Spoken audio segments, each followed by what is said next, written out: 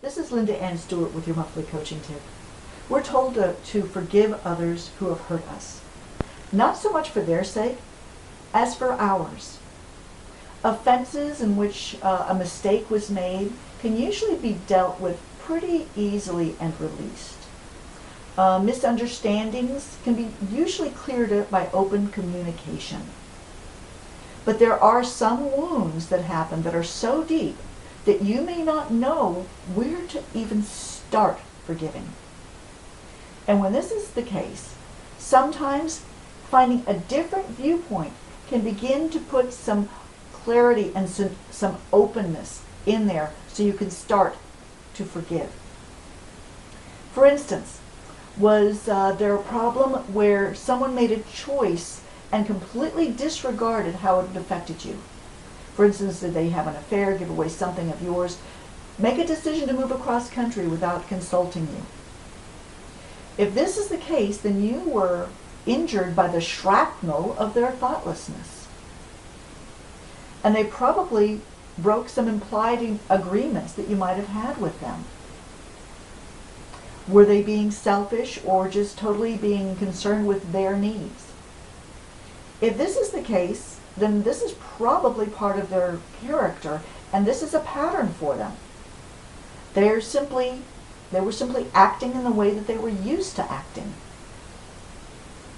Or did they intentionally and deliberately wound you?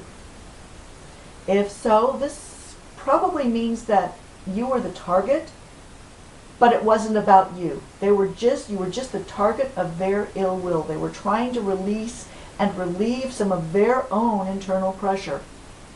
Now, this is not an excuse. This is an explanation. Consider what they had to have believed that prompted them to hurt you.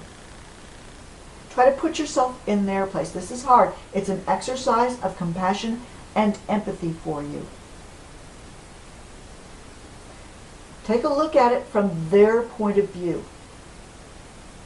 When you can understand where they were coming from, it can give you a different perspective, a new perspective. And again, it may begin to loosen some of that hurt. Examining their intentions and their reasons for doing what they did can go a long way to explaining their motives to you. This can be valuable information for you so that you know what to do next or where you can possibly go, in what direction to forgive them. Now, when you forgive, you're forgiving the person, not the offense. You're not giving them a pardon for what they did. They may need to make some amends. They acted in a way that momentarily tried to give themselves some safety and to make themselves feel better.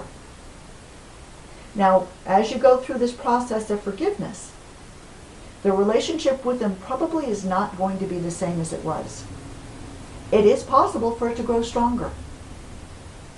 But sometimes, no matter how much forgiveness there is, it cannot heal or repair the breach in the relationship. It may be appropriate to end it, and you can still do that and be forgiving. But no matter what happens, forgiveness can give you a sense of freedom and peace of mind.